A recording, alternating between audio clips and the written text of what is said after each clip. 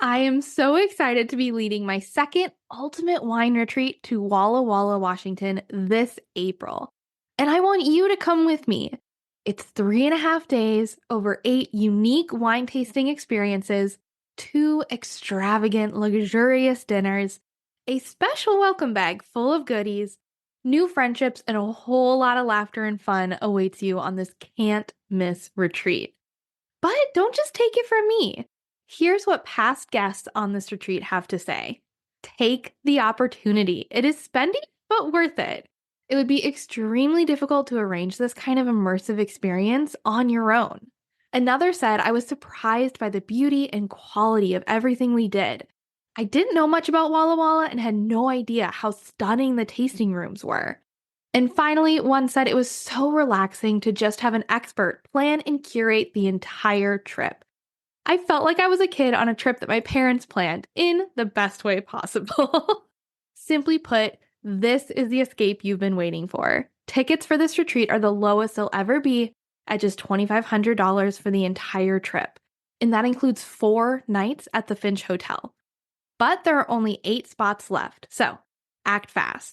If you want to learn more and potentially sign up, head to my website, corkandfizz.com, and find the tab at the top that says Walla Walla Retreat.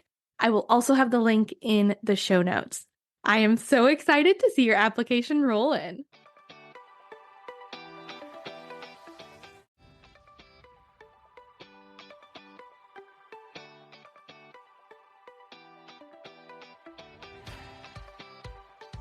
Interested in learning about wine, but not sure where to start? You're in the right place. Welcome to the Cork and Fizz Guide to Wine podcast. I'm your host, Haley Bowman, and I'm so glad you're here. I'm a wine enthusiast turned wine educator and founder of the Seattle-based wine tasting business, Cork and Fizz. It is my goal to build your confidence in wine by making it approachable and lots of fun. You can expect to learn everything from how to describe your favorite wine to what to pair with dinner tonight, and so much more. Whether you're a casual wine sipper or a total cork dork like myself, this podcast is for you. So grab yourself a glass and let's dive in.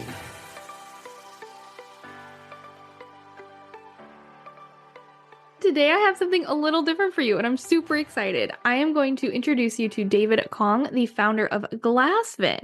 Glasvin is a young and vibrant company that is changing the glassware industry. They're offering hand-blown glassware at a more accessible price. So essentially these like high-end Michelin star style glasses, but at a price that makes sense for you to use at home and for small businesses to use in their restaurants and in their wine bars. And they're doing this by cutting out the middleman between the artist and you. So the founder, David, he has been so successful with this business with Glasvin that over 24 US Michelin star restaurants now use Glasvin as their go-to stemware. They want to encourage that you at home and anybody who wants to use really nice glasses, that you can use high quality glassware on an everyday basis. Now, before we get into the interview, I want to do a quick reminder. If you are not on my mailing list yet, I would love for you to join. When you do, you will get a free shopping guide that has 15 of my favorite wines under $15. Head to corkandfizz.com, scroll down to the bottom, and there'll be a little section where you can join the mailing list. I send out a weekly newsletter filled with wine tips and recs, special offers, special learnings, a little bit of everything, and so much more. And of course, if you want to come taste with me, come join my virtual tasting club, the Cork Crew. It is your opportunity to taste wine directly with me from the comfort of your own home. We get together twice a month.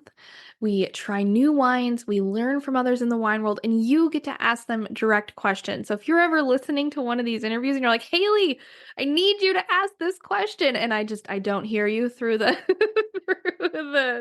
through the earbuds, you need to come join the Cork Crew so you can be asking these sommeliers and wine authors and glassware companies all of your questions. If you want to give it a try without any commitment, You're in luck. Right now, I'm offering a free class pass to anybody who wants to come try out the Cork Crew.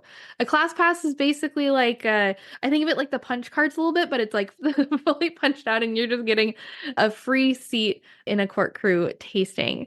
And so you'll get to pick whichever event you want to join. There's no strings attached. I'm not asking for your credit card. I don't need you to sign up for a membership.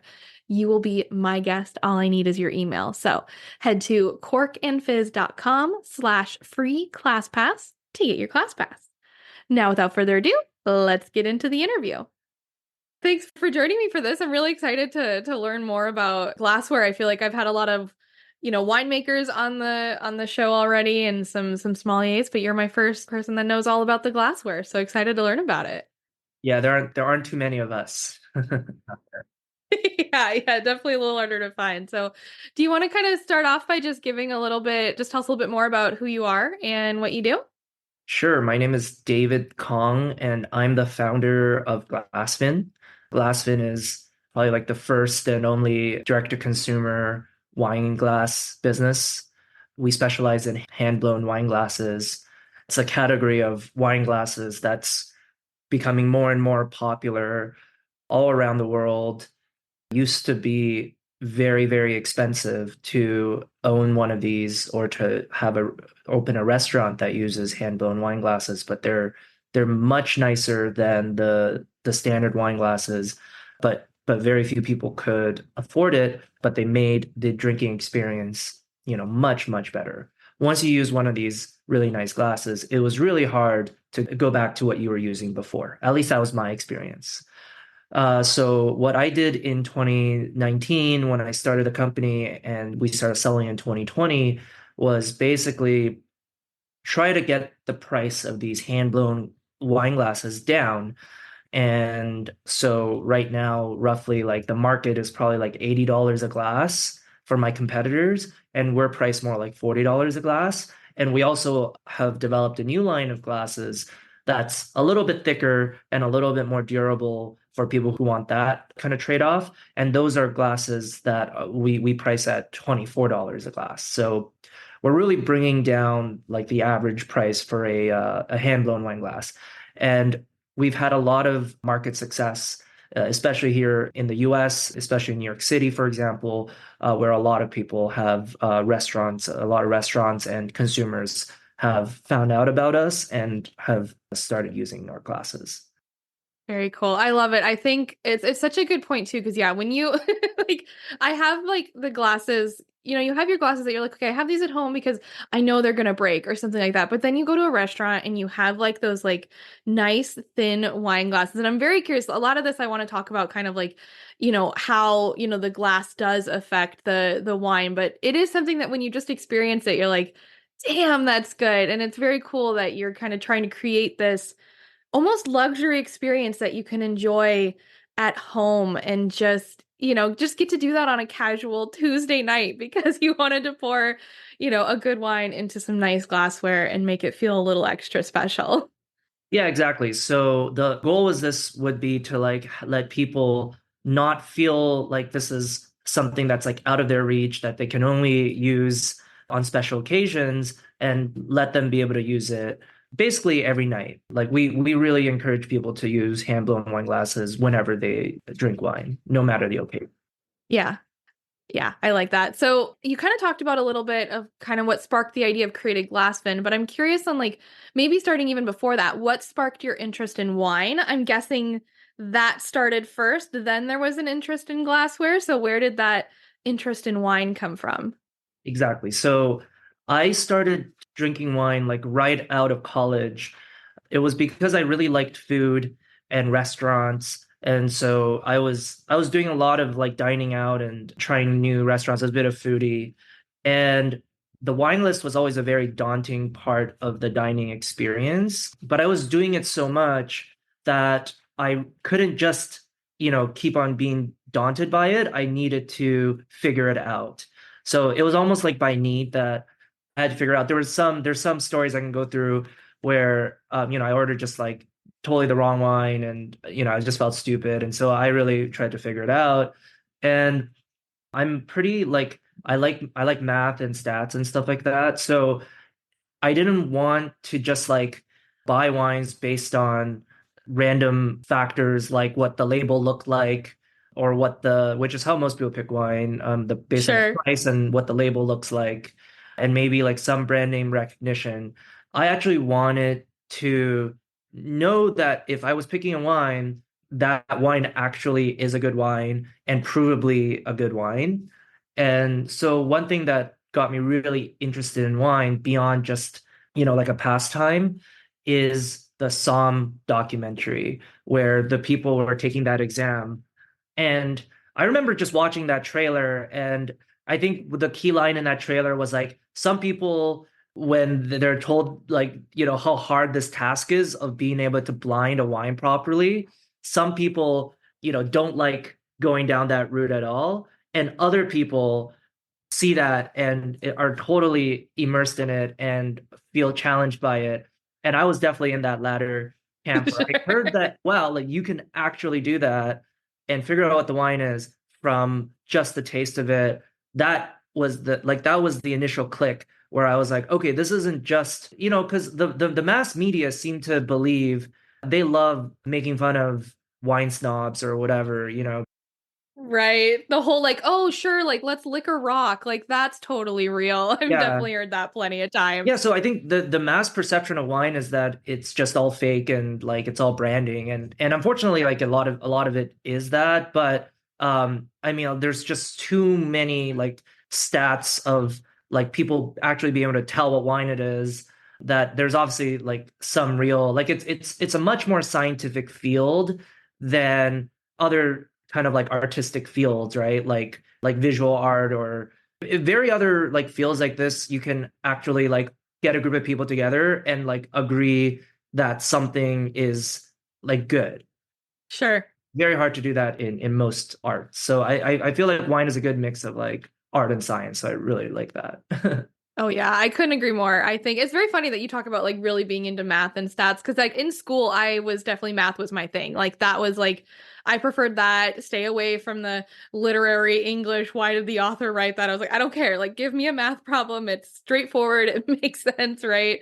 And the science part of it too. And I think it's very interesting because I always thought of wine as like the opposite of that, but I see now like as you're talking about it, like there is a lot to it that like again, there is that science of it, and like you can study and start to learn these things about wine. And like you said, it's not just a parlor trick when people can blind taste, it's because they've studied and there are these things that they can notice in the wine that others, that just tells them something about it. And then that's why they can end up being able to tell you where the wine's from, what grape variety it is. And then of course the endless studying to figure out like what year it is.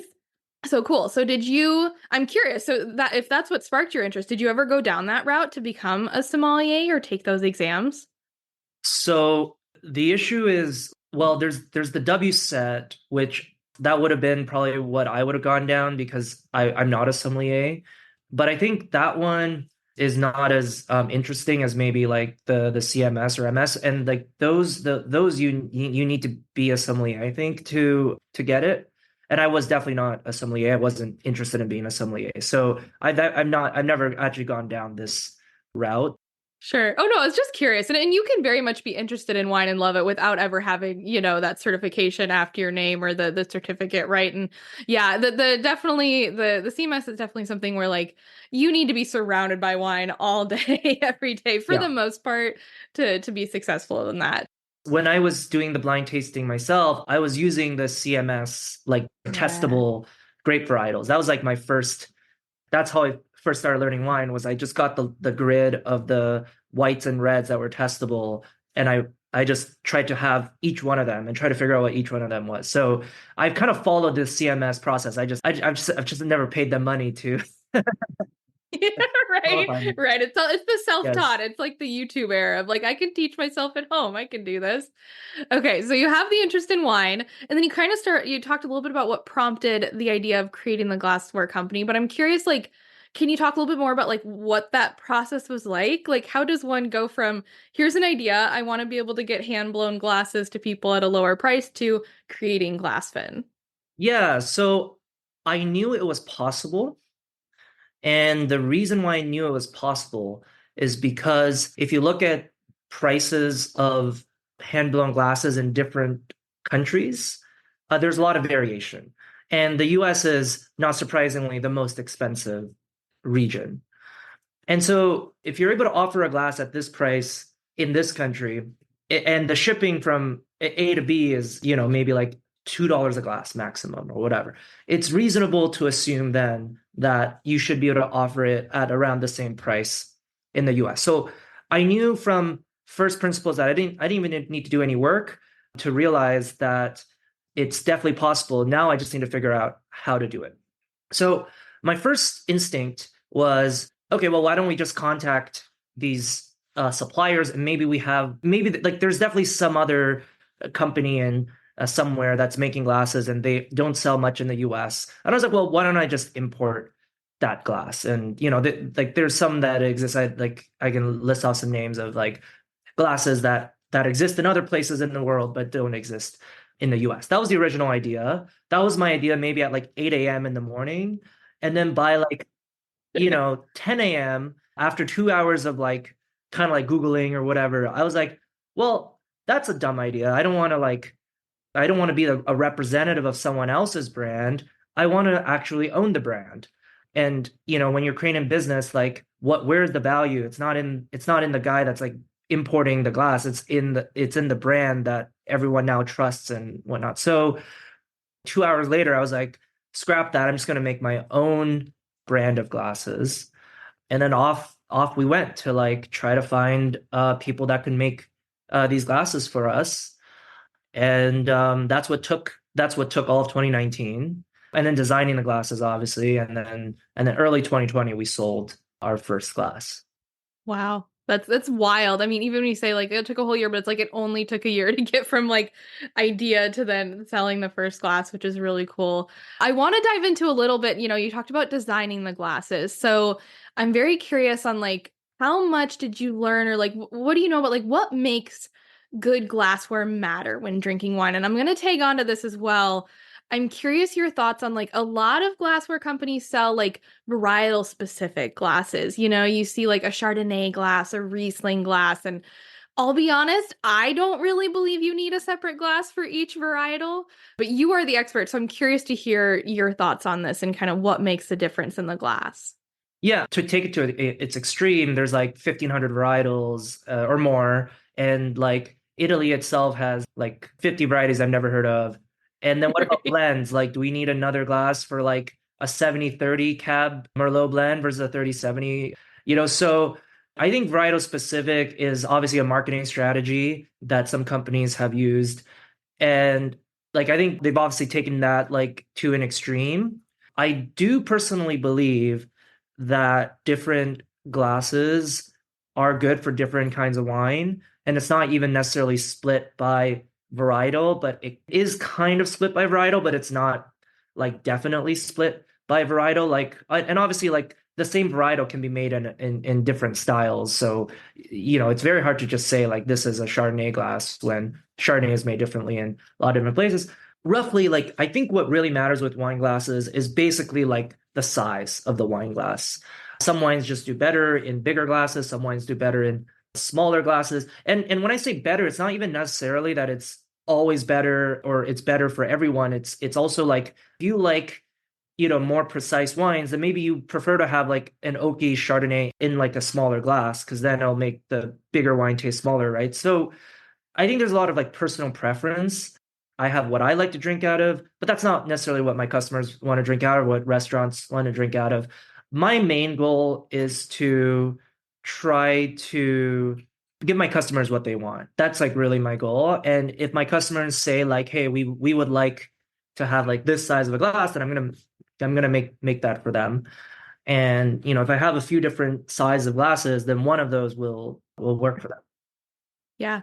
Okay. So you mentioned a couple things. I wanted to get into a little bit about, so you mentioned the size of the glass makes a difference, and you kind of got into like what that does. Can you dive a little deeper into like, so you talked about like a smaller glass, like you were talking kind of like precision, it makes the wine smaller versus like a larger glass. Can you dive into like what that means a little bit?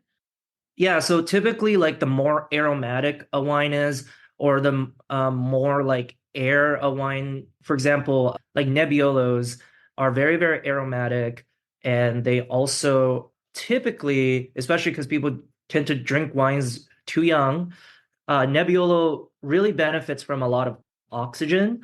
And so the more surface area is exposed to air, typically the better for a Nebbiolo. So that's why I think typically people like to drink Nebbiolo out of as big of a glass as possible. And then on the other end of the spectrum, you have something like a Riesling or a Chenin or something that's like very precise and very high acidity. And for those, like a smaller glass, people think brings out the acidity more. So that's like the widest, that's kind of the range of Okay. possibilities. Yeah.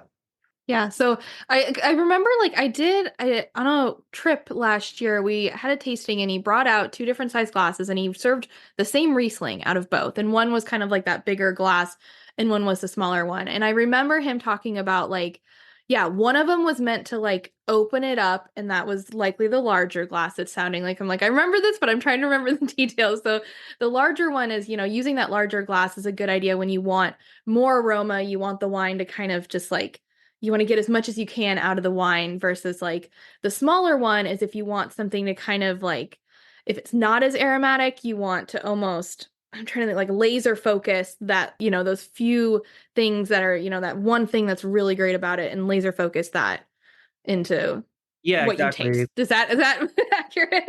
I mean, yeah, like the more surface area there is and the more like because basically there's more fumes effectively, like the alcohol, the smells are coming out and then being compressed as it goes up the glass. So people kind of sometimes use the term like linear.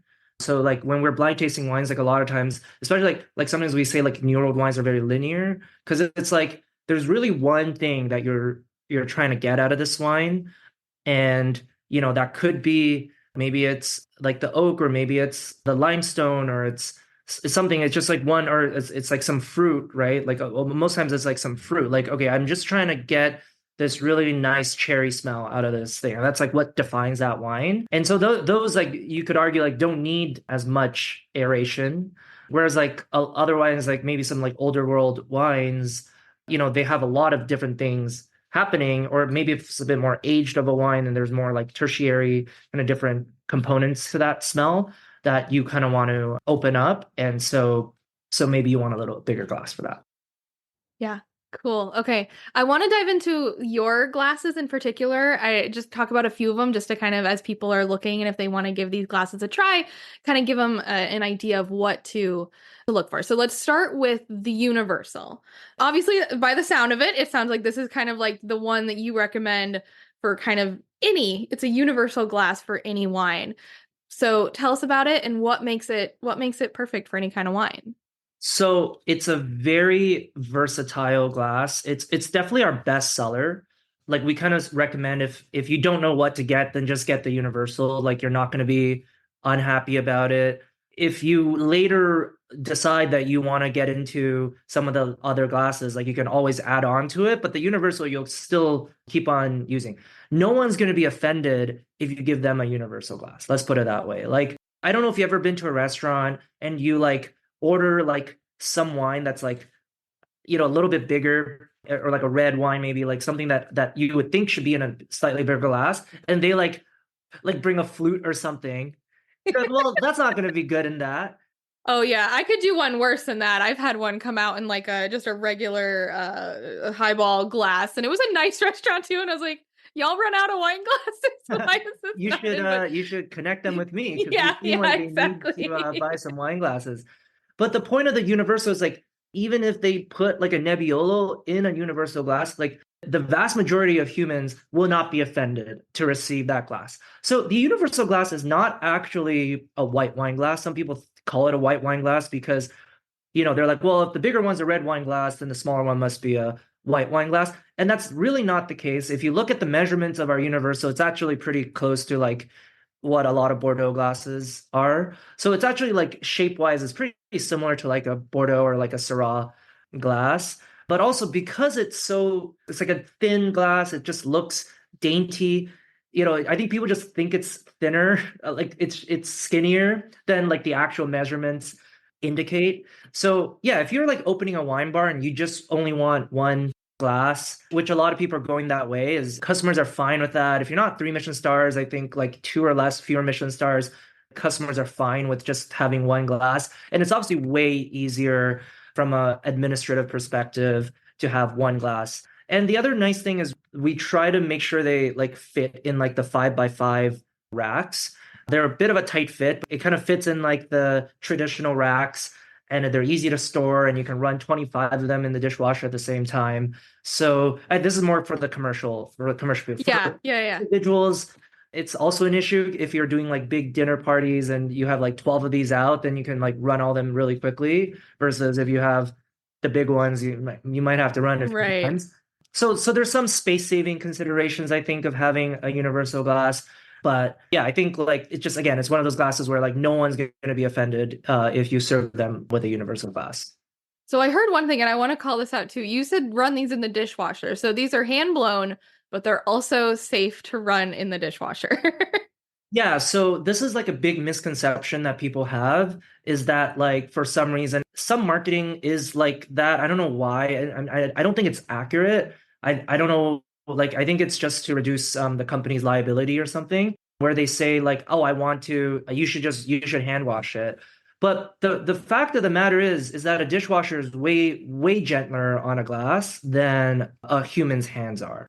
It's true. Every glass that I've broken, I broke it when I was washing it by Yeah, hand. it's a little bit like a car, like an AI car. Like an AI car, I'm using the wrong term. What is the term for an AI car that drives you around? Like a Like self-driving a car? self-driving car. Yes, a self-driving car is killing way fewer people than like a person driving it. It's the same concept. Like a computer is just better at washing glasses safely than a human is. It's just one of those things that computers do better than humans. So feel free to use a dishwasher for it. We also have, I think we're the only people in this industry that have like a policy where if it breaks in your dishwasher, just let us know and we'll figure it out.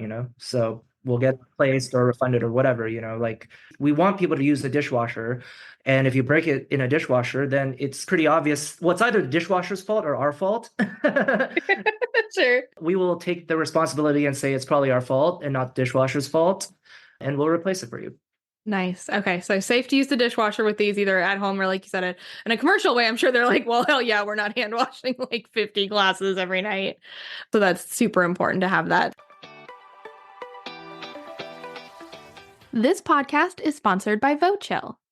When you're enjoying a glass of wine, temperature matters. And you don't need to be a wine expert to know this. You know this the minute you realize you forgot to put the bottle of wine in the fridge, and now you're stuck with lukewarm Sauvignon Blanc that is the opposite of refreshing. You know adding ice cubes will just water the wine down, but it seems like it's your only option. Not anymore. I want to introduce you to one of my favorite wine gadgets, VoChill. This gadget is as simple as it is elegant. It will keep wine perfectly chilled in your own wine glass. No more clunky metal or plastic tumblers or ice in your wine. While this gadget is an absolute must during the summer months, I don't enjoy wine without it from June to September. It's also incredibly useful for those days when you're craving a glass of white or rosé, but you don't want to wait for the bottle to chill in the fridge. VoChill offers a stemmed and stemless chiller in multiple colors, so you're bound to find one that's perfect for you. They also make the perfect gift. I should know, I got one for my mom at Christmas a couple years ago, and she loves it. Head to vochill.com, that's VOCHILL.com, to get your perfect wine chiller, and don't forget to use code CORKANDFIZZ for 15% off your order. This podcast is sponsored by the Cork Crew Virtual Wine Club. Interested in trying new wines, but not sure where to start? Or maybe you've been listening to this podcast for a while and you love the idea of tasting wine live with me. If that's you, come join my Cork Crew Virtual Wine Club, and you'll get to sip wine with me twice a month while I help you find new favorite wines. The Cork Crew is not your ordinary wine club. This is a community of people who are passionate about exploring new flavors, learning about different wine styles, and having fun along the way. And the best part about this club, purchasing the wine is completely optional. Plus, all events are recorded. and you have access to the full library of recordings as a court crew member, so you can always catch up if you can't make it live. Oh, and did I mention it's virtual, which means you get to do all of this from the comfort of your sofa in your PJs. No need to worry about driving in crappy traffic, finding a designated driver, or spending an arm and a leg on a taxi. Want to give it a try without the commitment? You're in luck. Right now, I'm offering a free class pass to anybody who wants to try out the Court Crew Virtual Wine Tasting Club. With this pass, you'll be able to join a court crew event of your choosing. No strings attached. I don't need your credit card. I don't need you to sign up for anything. You'll be my guest. Simply head to corkandfizz.com/free class pass to get your class pass and be one step closer to becoming a member of the best wine tasting club around, the Court Crew. I can't wait to see you there. Now let's get back to the show. So I'm looking at on the website, I was looking around, and you have two of kind of your larger bowl glasses. There's one that's called the aromatic, which makes sense, kind of what we were talking about, the idea of getting those aromas. But there's also one called the obsession. They both seem to be like that large bowl, but the obsession like dips inward in the middle. Yeah. What effect does that have on the wine? So there's no effect on the wine from a smell or taste perspective, because really, like, if you think of like the mechanics of it, like basically it's how much ethanol is exposed to air and then how much that's concentrated at the top. So you'll see those measurements are the same roughly between the two glasses. So they're not meant to be different in terms of the aromatics or the taste. Obviously, taste doesn't really change based on glass, but well, except to the extent that it's aerated and then so it changes on palate. But the tulip shape is a really, really nice thing to have. If you drink out of the tulip, I'm calling the one that goes out, the tulip. Yeah.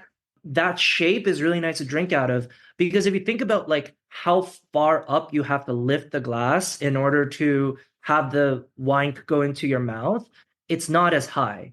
So when you're drinking wine over the course of the night, you just have to lift the glass less. And so some people prefer that experience.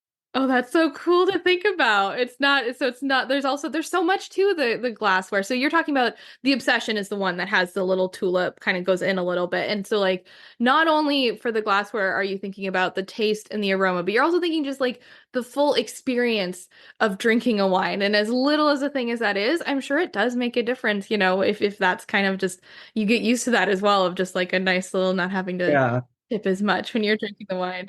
I think it's definitely better from that perspective. But typically, I think people pick glasses not based on any of those things we've talked about, but mostly on how it looks. And that's honestly, I think, the best way to pick the glasses. So, like on our website, because I think all of them are gonna do a good job. Like they're all like we're talking about, like, let's say a machine made glass is like, a 7 out of 10, like everything we have is already a 9 out of 10. And all these little things probably like add 0.1 or 0.2 or something. So at the end of the day, a lot of it is going to be like how it looks, whether you like it. And they obviously look very different, the one that comes out versus the one that goes in.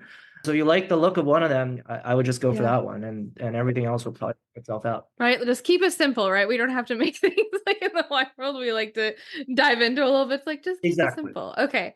So on the website, I noticed that you mentioned the products are responsibly sourced. Can you talk a little bit about what that means to you and the company? Yeah, so obviously, like, we've visited all the factories and the people blowing these glasses, and we meet with them. We make sure that they're paid well for what they're doing. It's important to understand that we are the most expensive glass that is produced in the factory that makes the glasses. And when I say factory, it's basically Sure. people blowing glasses. So it's not like, don't think of like Yeah, like Industrial Revolution but comes to mind whenever you say factory and like a big like sawmill. yeah, exactly. I don't know what the term is. I don't know what the right term Sure. is, but I'm just going to call it factory. It's fine. And so we pay multiples higher than what other glasses these people are making. And so if you're a skilled artisan blowing these nice glasses, you can make more money per unit of time. Theoretically, now the issue is it's harder to make these glasses. So if you're not as skilled, then it might take you longer, and so it doesn't work out. But if you're skilled and you're able to make these in a good time frame, then you're paid more per glass. And so that also helps with this concept. Yeah. And because I think it's important. I wanted to call this out because I think, when you first hear like, oh, we're bringing the price down, it's easy to imagine that like you're cutting the cost at that No, early part, right? And exactly, and and we're so I not. wanted you to get to kind of talk about that on like how you bring that price down. Yeah. So where we're cutting, like I said, like these glasses in different regions cost different things. It's not because at the head it's different prices. It's because there's middlemen. Typically, there's an importer. There might be a distributor as well. Some of these companies are a little, I think they have more employees than they need to have. So there's a lot of costs in these in the middle that really increase the price of these glasses, and that's really where we have. And again, like we're vertically integrated in a sense. So it's like, we buy it from the factory. Like we don't own the factory. We obviously don't own the factory, but we buy it from the factory, Yeah.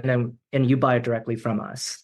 And then like any replacements and all that stuff. And now obviously we do have some retail stores, like, but that's a tiny amount. That's like less than maybe like 5% or something of our business is that. Very little. Most of our glass are sold directly through us. And so, like, if a glass breaks or something, you come to us and we replace it for you. But that's totally fine because we own like the entire thing. So when I replace a glass, I'm only paying what I paid the factory Yeah. plus, whatever, right? Whereas if you have an importer and distributor, then it's not first of all, I don't even know if they replace it, but it's not the brand that ends up covering it. It's the distributor, the importer, or the retailer, someone in the middle of this chain that's covering it. And so they need to build in margin for that. And that margin doesn't get billed back to the original producer. Yeah.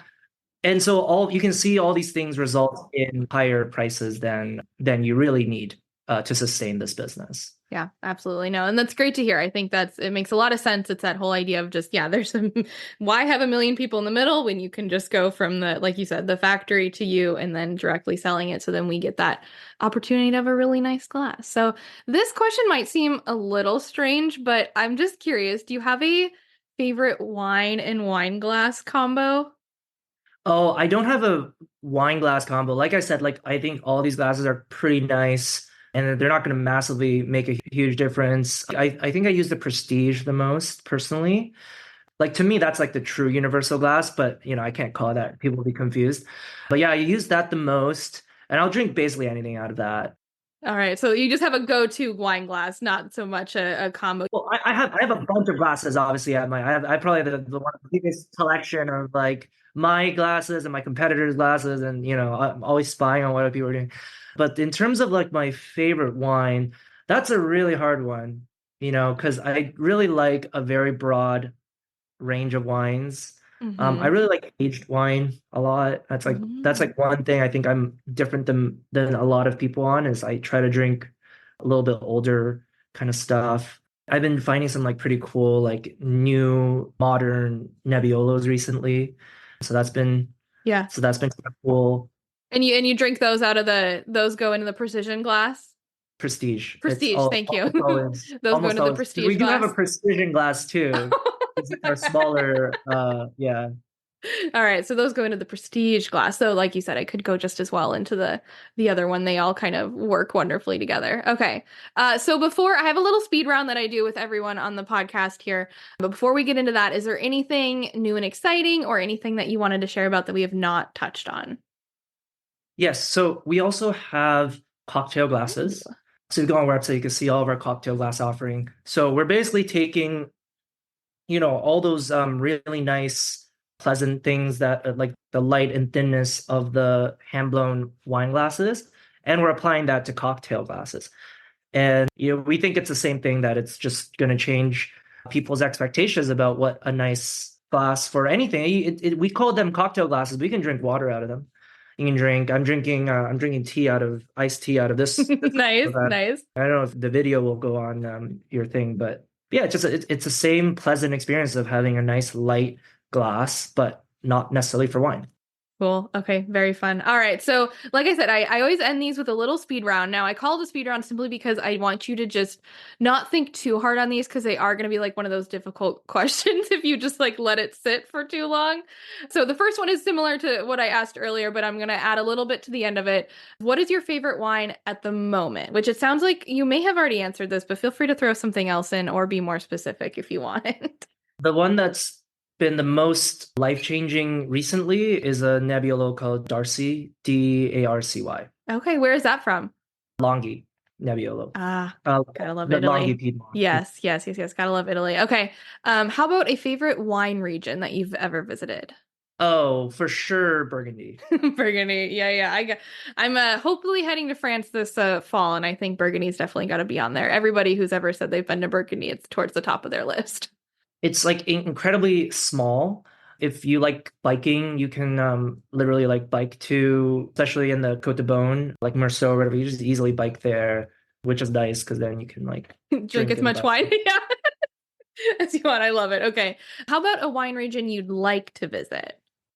I haven't actually been to Bordeaux, and I think that's probably next up on the Okay. list of places I need to go. Yeah. Yeah, yeah, yeah. I feel like it's so funny. I find that people are either like Burgundy or Bordeaux lovers, but it sounds like you're maybe like you enjoy both just for because I feel like they're so different. Burgundy is like that very like romantic and like you said, kind of smaller feel, and Bordeaux is this like big, castles and big chateau kind of idea.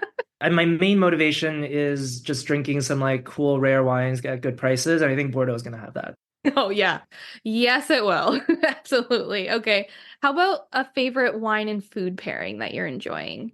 Okay, so I don't do that. I don't believe in food wine pairing. I mean, Really? obviously, like there's certain things that pair well, and there's things that don't pair well. Like objectively, like that's Sure. probably true. But I don't believe in wine pairings. Like I don't do wine pairings, and I typically will just pick whatever wine I like to drink, and then I pick whatever food I want to eat, and most likely those are gonna go well with each other. So I love it. I've definitely heard that from plenty of people before. almost all sommeliers actually believe that. Yeah, of just like it's just like eat what you like and drink what you like, and almost most of the time that's going to work out. Yeah, like most people who like wine pick like the most of the world pick what they eat and then they think about what wine they want to drink with it. But Yeah. most people who like wine pick the wine first and then maybe they pick the food based on what wine they're drinking, but I don't know. Like that's that seems like counterintuitive to me, but Sure, fair enough, fair enough. Okay, last question. This is just for those looking for maybe trying to keep things a little more affordable. Are there any bottles of wine or like kind of styles of wine that you think are like a good bet to go for like $15 or under? I'm not a great person to ask in that part of the price range. There's probably great wines there too. But definitely like under, say like 30. There's great ones. Like we just last night we had a Hervé Suot Vin de France, like a Syrah. And Mm, I mean at the restaurant is $70. So it must not be much more than 35, right, you know. right. So here, let me search this up. Then Yeah, I feel like, I mean, at least for me, I'd say, yeah, definitely under 30. I tend to send people to the old world, France, Spain. Of course, you're going to find bottles upwards decently high, but you can also find great bottles of wine, old world wine for 30 and if not less. It just kind of depends on where you're yeah. at. Well, this Hervé Suot, this is I just checked, it's $32 as the Nice. wine searcher low. So I mean, yeah, so you can get some pretty good wines in that range. Obviously, like you don't need me to explain to your audience that if you want good wines at good prices, probably avoid champagne, avoid Burgundy, avoid Barolo, avoid California. Right, yeah, California. So, Just probably avoid US. But like, I mean, those are some of my favorite regions, just to be clear. But if you want like yeah. good value stuff, Portugal is a great place. Yes. Spain's definitely great. I don't know about Italy as much because I feel like Italy, like at least like the wines people generally drink are pretty expensive. There's definitely parts of France. Jura used to be like I love Jura. I just call Jura like the poor man's white Burgundy.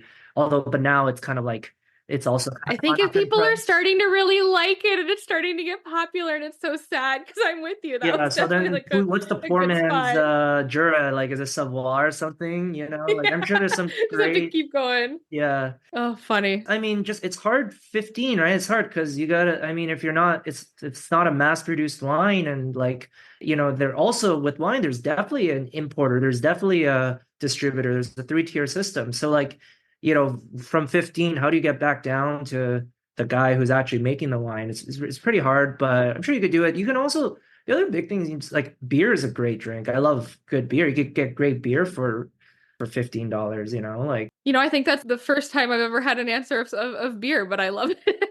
Best bottle of wine under 15, go for some beer. I don't know how much a bottle of Hill Farmstead is, but it's probably like 50. A Cantillon in Belgium is literally like $10 for a Right? 750. So, I mean, beer is a great option. Yeah, no, and I agree. I think that it's so interesting. I try to walk the line between like I want wine to be approachable to everyone. So no matter what your budget is, I want you to be able to try wine and start, learning about wine. And I think you can do that with any wine. And I think the more you learn about it, maybe the more you're willing to spend a little more or do that. But I also recognize I had somebody on here who's, she owns a natural wine shop. But she also just said simply, no, I don't think there's a bottle of wine under $15 that can be like responsibly sourced. Like you said, like how much are they paying the people making it when you think about all the people in the middle and like is $15 even possible with that? And her answer was simply no. And that's fair too. It's like you got to find the right balance. Maybe in France you can, but maybe not, Yes. Yes, not when in you're the in United France. States. When you're in Yeah. France, you can get God, I have a friend there and he's like, "Yeah, I got this at the grocery store. It's a really great bottle and it was like €5." And it's like that's better than any bottle 15 to $20 here. Like I'm just But like but to bring it back to my business, like that's probably just because, the retailer is buying it directly from the guy that's making it in like Auvergne or some random region, and then he's marking it up like 30%, and then, there you go, $15 at the store. The same thing with our glasses and why we're like half the price of our competitors. yeah, absolutely. Cool. Well, thank you so much for joining. I'll make sure to send people, I'll put in the show notes, glass.vin, but glass is GLAS, right? It's just the Yes. one S. And I'll put the website for that so you can check out all the wine glasses and kind of add a little luxury to the everyday life. These are wine glasses meant to use all the time. And I wanted to give your viewers a coupon code. So should we make it like Cork Fizz, maybe? Yeah, Sure. Cork Yeah, Fizz, absolutely. eight Cork Fizz. letters, and then 10% off anything on the site. So Wonderful. Thank you so much. I will add that as well into the show notes so people can give the glasses a try. awesome. Thank you for having me. I really appreciate it. Yeah, thanks for joining. Have a good one. I hope you enjoyed this episode of the Cork and Fizz Guide to Wine podcast. If you loved it as much as I did, I would so appreciate it if you could do the thing, take a quick second, rate it, leave a review if you haven't already, and be sure to share it with wine lovers in your life so they can enjoy the episode too. If you're interested in trying a high-end, hand-blown wine glass but at affordable pricing, be sure to check out Glasvin. I, at home here, have the universal glass and it is wonderful. Head to glass.vin, that is GLAS.vin, so glass is only one S, GLAS.vin to shop now, and they have a special coupon code for all the listeners, so you can use Cork Fizz, CORKFIZZ, to get 10% off. In next week's episode, I'll be talking all about sparkling wine. We all love champagne, but I can't wait to introduce you to the many other styles of sparkling wine from around the world.